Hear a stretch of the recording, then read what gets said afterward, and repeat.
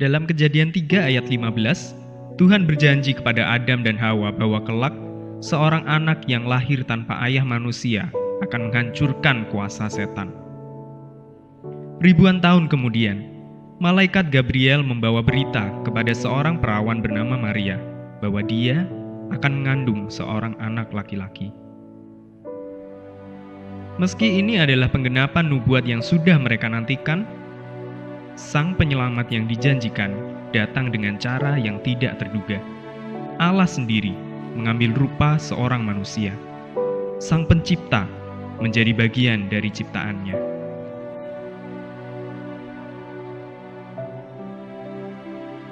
Setelah Yesus menang atas godaan setan, Yohanes Pembaptis menyatakan bahwa Yesus adalah anak domba Allah yang menghapus dosa dunia.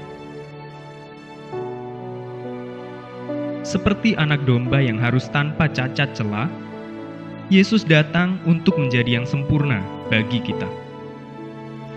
Yohanes Pembaptis telah bersaksi bahwa Yesus adalah Mesias, Anak Allah. Sekarang, Yesus akan secara terbuka mengungkapkan identitasnya.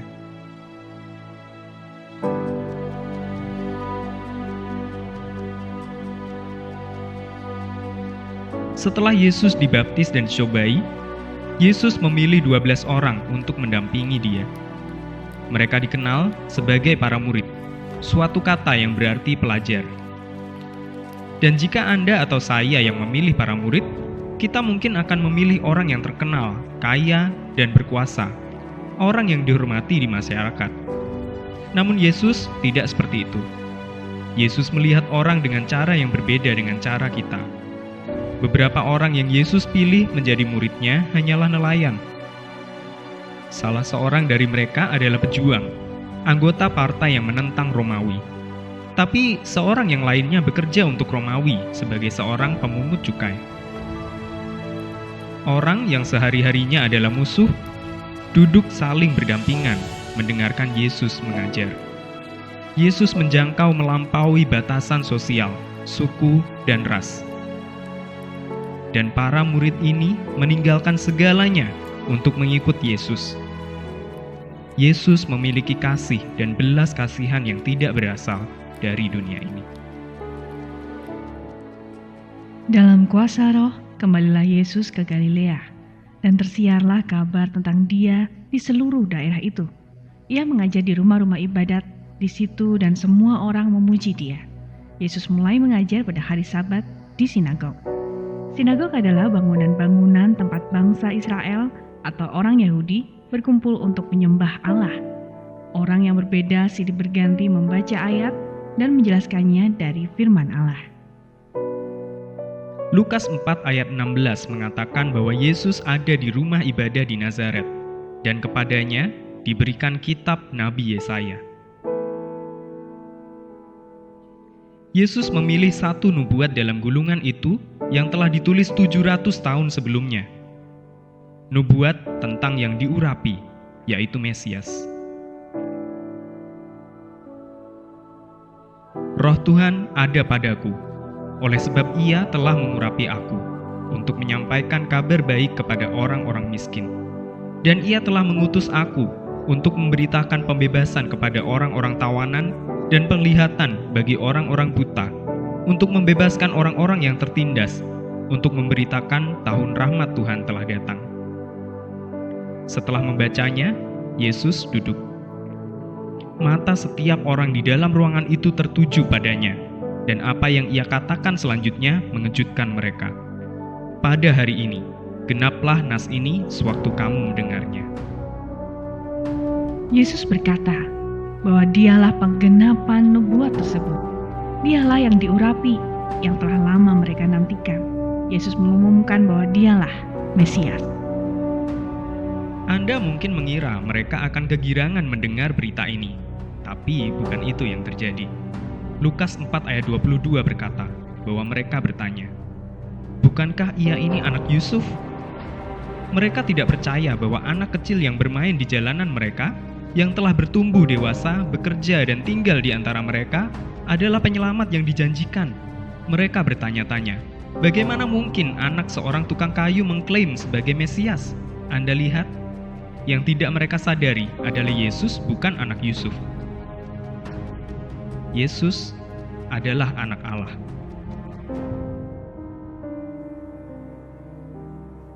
Tapi mungkin Anda berpikir, ya siapapun bisa mengaku sebagai Mesias, dan siapa saja bisa mengatakan bahwa mereka adalah Tuhan. Tapi apa buktinya? Saat Anda mempelajari kehidupan Yesus dalam 4 biografi yang ditulis tentang dia, Anda akan mendapati bahwa Yesus melakukan hal-hal fenomenal yang tidak dapat dilakukan manusia biasa. Dan hal ini disebut mujizat. Mujizat yang Yesus lakukan adalah peristiwa ajaib yang menunjukkan kuasanya. Tak pernah sekalipun Yesus menggunakan kuasanya yang ajaib untuk kenyamanannya sendiri.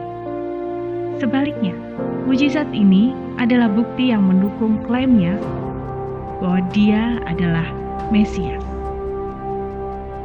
Bahkan Yohanes pasal 10 ayat 24 berkata bahwa suatu kali orang-orang Yahudi mengelilingi dia dan berkata kepadanya, "Berapa lama lagi engkau membiarkan kami hidup dalam kebimbangan?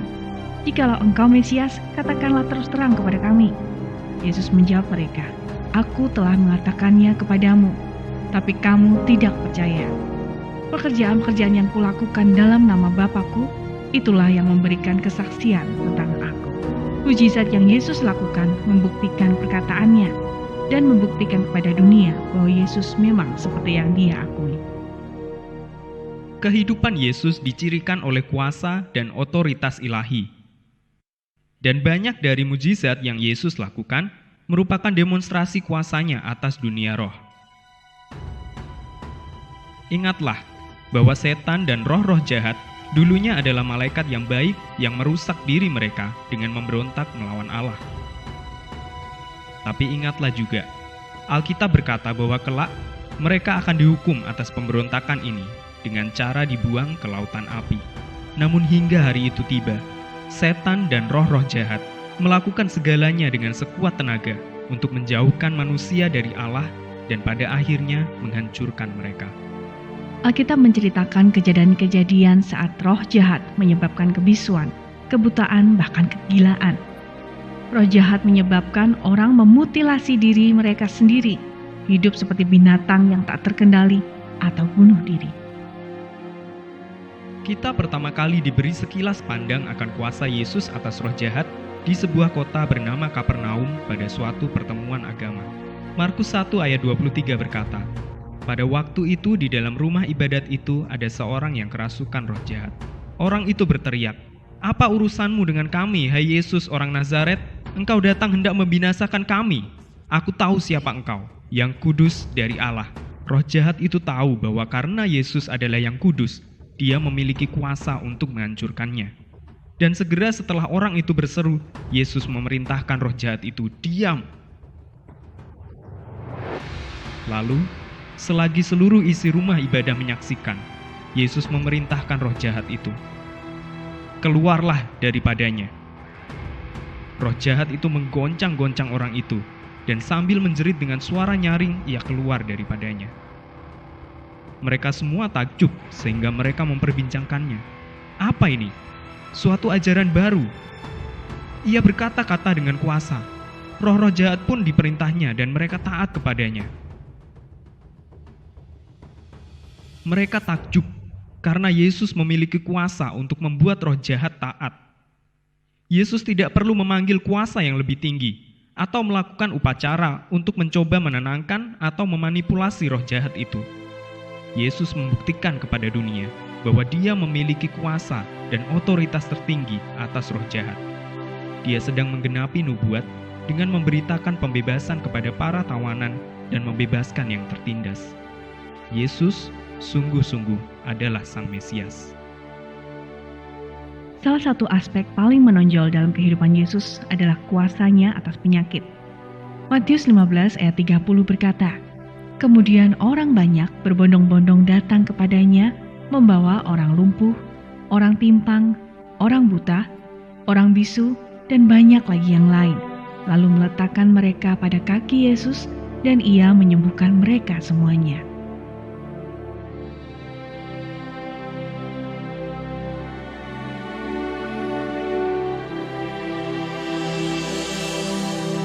Maka takjublah orang banyak itu melihat orang bisu berkata-kata, orang timpang sembuh, orang lumpuh berjalan, orang buta melihat, dan mereka memuliakan Allah Israel. Kuasa atas penyakit ini adalah satu lagi bukti bahwa Yesus memang Mesias yang dijanjikan. Matius 8 ayat 16 dan 17 mencatat bahwa Yesus menyembuhkan orang-orang yang menderita sakit. Hal itu terjadi supaya genaplah firman yang disampaikan oleh Nabi Yesaya. Dialah yang memikul kelemahan kita dan menanggung penyakit kita. Yesus menyembuhkan laki-laki, perempuan, orang muda, dan orang tua. Mereka bukan sekedar kerumunan orang bagi Yesus. Setiap orang memiliki wajah, dan setiap wajah memiliki nama, dan Dia mengenal setiap mereka. Yesus menjangkau orang yang membutuhkan, yang terluka, dan yang terbuang. Dia menunjukkan suatu kasih dan belas kasihan yang belum pernah dilihat dunia.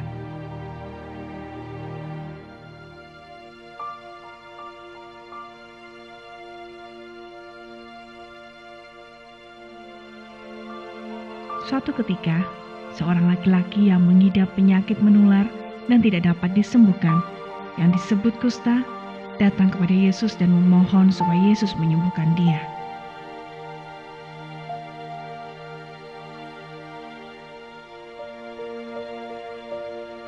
Tidak seperti yang lainnya, Yesus tidak lari darinya ataupun merasa jijik. Sebaliknya, Markus 1 ayat 41 berkata, tergeraklah hatinya oleh belas kasihan. Lalu ia mengulurkan tangannya, menjamah orang itu. Orang itu pun langsung sembuh. Berapa lama orang itu menderita kusta? Berapa lama sejak terakhir kalinya seorang menyentuhnya? Yesus datang untuk merangkul yang tertolak, untuk menyembuhkan yang terluka, dan menjamah yang tidak terjamah. Orang-orang datang dari jauh hanya untuk melihat Yesus. Dan suatu kali, saat Yesus dikelilingi oleh kerumunan besar orang, Markus 6 berkata bahwa Dia memiliki belas kasihan pada mereka karena mereka seperti domba tanpa seorang gembala. Lalu mulailah Dia mengajarkan banyak hal kepada mereka. Pada waktu hari sudah mulai malam, datanglah murid-muridnya kepadanya dan berkata, tempat ini sunyi dan hari sudah mulai malam. Suruhlah mereka pergi supaya mereka dapat membeli makanan di desa-desa dan di kampung-kampung di sekitar sini. Tetapi jawabnya, kamu harus memberi mereka makan. Para murid terkejut. Perlu gaji 8 bulan untuk membeli cukup makanan bagi semua orang. Namun Yesus kembali mengejutkan mereka dengan menyuruh mereka pergi ke antara orang banyak itu dan melihat berapa banyak makanan yang ada.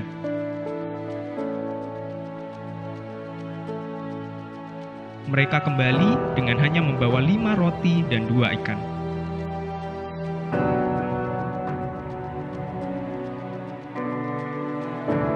Dan setelah ia mengambil 5 roti dan 2 ikan itu, ia menengadah ke langit dan mengucap berkat, lalu memecah-mecahkan roti itu.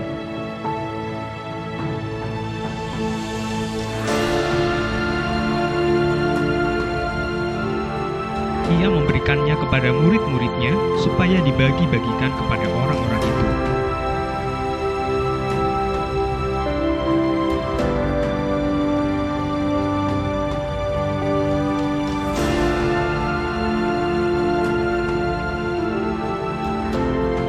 Begitu juga, kedua ikan itu dibagi-bagikannya kepada semua mereka.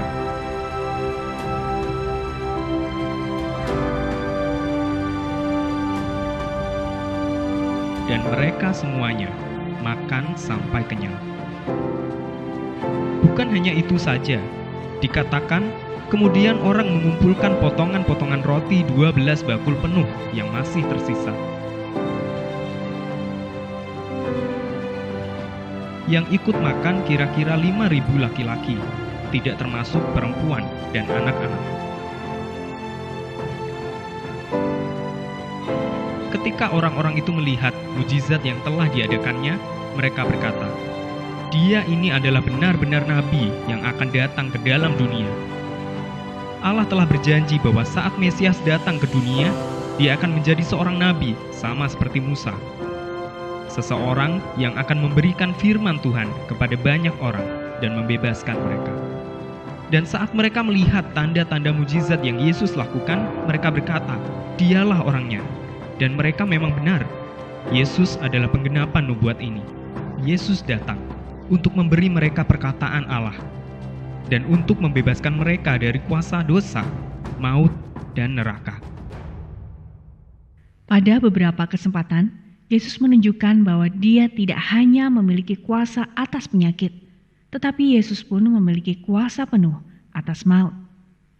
Dalam Wahyu 1 ayat 18, Yesus berkata, "Aku memegang segala kunci maut." Suatu ketika saat Yesus ada di dekat kota Nain, Lukas 7 ayat 12 berkata, "Ada orang mati diusung keluar, anak laki-laki, anak tunggal ibunya yang sudah janda." Janda ini terluka hatinya karena kehilangan anaknya. Tanpa suami atau anak laki-laki, ia tidak memiliki seseorang untuk menopang hidupnya. Namun Yesus datang untuk memberi harapan kepada yang tak berpengharapan. Ketika Tuhan melihat janda itu, tergeraklah hatinya oleh belas kasihan. Lalu ia berkata kepadanya, "Jangan menangis." Dia naik dan menyentuh usungan itu. Dan mereka yang membawanya terdiam. Ia berkata, "Hai anak muda, aku berkata kepadamu, bangkitlah." Maka bangunlah orang itu dan duduk dan mulai berkata-kata, dan Yesus menyerahkannya kepada ibunya. Dia yang menyembuskan kehidupan kepada manusia pertama di Taman Eden, sekarang mengucapkan kehidupan kepada orang yang mati ini. Mereka yang ada di prosesi penguburan ketakutan dan memuliakan Allah. Seorang nabi besar telah muncul di tengah-tengah kita. Allah telah melawat umatnya. Benar, Allah telah datang seperti yang telah dikatakan Alkitab sebelumnya. Mereka akan menamakan Dia Immanuel, yang berarti Allah menyertai kita. Satu hal yang akan segera disadari para murid adalah bahwa Yesus tidak hanya memiliki kuasa dan otoritas penuh atas penyakit, kematian, dan dunia roh, tetapi Yesus pun memiliki kuasa dan otoritas penuh atas dunia ini. Yohanes 6 menggambarkan bagi kita badai mengerikan yang dihadapi para murid. Para murid telah berangkat terlebih dahulu dengan kapal mereka dan meninggalkan Yesus di gunung untuk bersaat teduh sendiri dengan Bapa. Malam itu, para murid berjuang melawan angin dan ombak. Mereka hanya bisa mencapai setengah perjalanan. Mereka kelelahan dan tanpa harapan di tengah-tengah badai. Sampai di tengah badai, mereka melihat ke atas dan mereka melihat Yesus berjalan di atas air mendekati perahu itu. Maka ketakutanlah mereka. Tapi ia berkata kepada mereka, "Aku ini, jangan takut."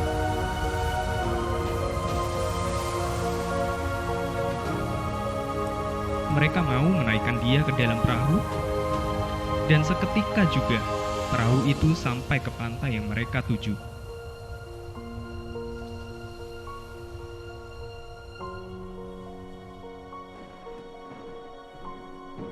Dan orang-orang yang ada di perahu menyembah Dia, katanya, "Sesungguhnya Engkau Anak Allah." Hanya Allah yang dapat meredakan badai. Hanya Allah yang dapat memerintah angin dan ombak dan mereka taat. Hanya Allah yang dapat berjalan di atas air, dan hanya Allah yang layak kita sembah. Saat Anda mempelajari 4 biografi yang ditulis tentang Yesus, Anda akan mendapati bahwa kehidupannya menunjukkan bahwa Dia memang Allah. Dalam Perjanjian Lama, saat Allah menjelaskan dirinya kepada umatnya, Dia memakai istilah seperti raja, hakim, terang, batu karang, penebus, pencipta, pemberi kehidupan, Dia yang berfirman dengan otoritas ilahi, dan Dia yang sanggup mengampuni dosa. Dalam Perjanjian Baru, setiap istilah ini ada pada Yesus. Seperti yang Yesus katakan dalam Yohanes 14 ayat 7, "Sekiranya kamu mengenal Aku, pasti kamu juga mengenal Bapa-Ku." Dalam Yohanes 10 ayat 30, Yesus berkata, "Aku dan Bapa adalah satu." Dalam Yohanes 8 ayat 58, Yesus menyatakan bahwa Dia kekal. Dalam Matius 28 ayat 18, Yesus menegaskan bahwa Dia Maha Kuasa. Dan dalam Matius 28 ayat 20, Yesus menyatakan bahwa Dia Maha Hadir. Yesus pertama mengaku sebagai Allah. Kedua, memiliki sifat-sifat Allah. Dan ketiga, menerima penyembahan sebagai Allah.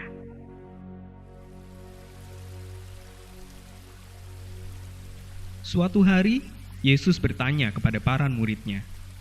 Dia berkata, "Kata orang banyak, siapakah aku ini?" Para murid menjawab bahwa orang banyak punya berbagai pendapat tentang identitas Yesus. Anda tahu, hari ini pun tetap sama. Orang masih mendiskusikan dan terbagi perihal siapa Yesus itu. Yesus membuat pertanyaan itu lebih pribadi saat Dia bertanya kepada murid-murid-Nya, "Tetapi apa katamu? Siapakah aku ini?" Yesus tahu bahwa setiap individu harus memilih apakah mereka percaya pengakuan Yesus atau tidak. Anda pun harus membuat keputusan ini. Siapakah Yesus menurut Anda? Bila perlu, ambillah lebih banyak waktu untuk mempelajari saksi matanya, catatan biografis tentang kehidupan Yesus yang terdapat di dalam Alkitab. Dan selagi Anda mempelajari pengakuan-pengakuan Yesus dan berbagai mujizat yang mengukuhkan pengakuannya, Anda pun harus menarik kesimpulan. Bagi Petrus, salah satu murid terdekat Yesus, dengan segala bukti mengesankan yang dia saksikan dalam kehidupan Yesus, dia tidak ragu akan siapa Yesus itu. Ayat 16 berkata, jawab Simon Petrus, "Engkau adalah Mesias, Anak Allah yang hidup."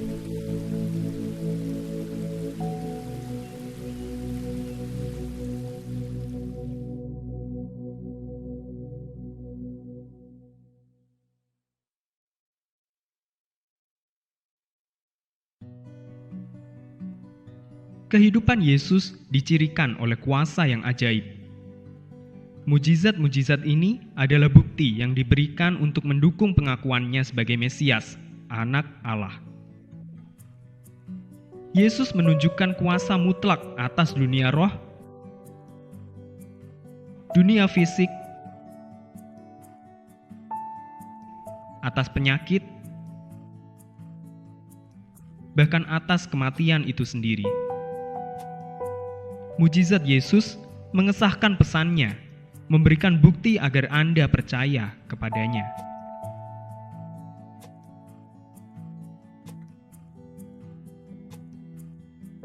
Yesus menjangkau orang-orang melampaui segala batasan sosial, rasial, dan etnis.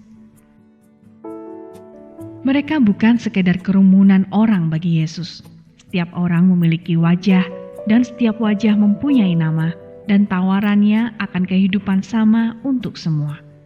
Tawaran Yesus akan kehidupan masih sama hari ini. Dia menjangkau Anda.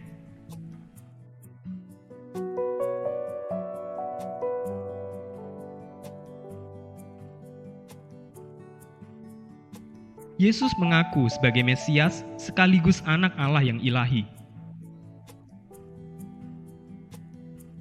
Pengakuan-pengakuan ini tidak pernah mendapat reaksi netral. Yesus menghadapi orang-orang dengan apa yang mereka yakini. Dia tahu bahwa setiap orang harus memilih apakah mereka mau mempercayai pengakuannya atau tidak. Saat Anda mempelajari catatan para saksi mata, Anda pun harus mempertimbangkan pernyataan Yesus dan memilih apakah Anda akan mempercayainya atau menolaknya.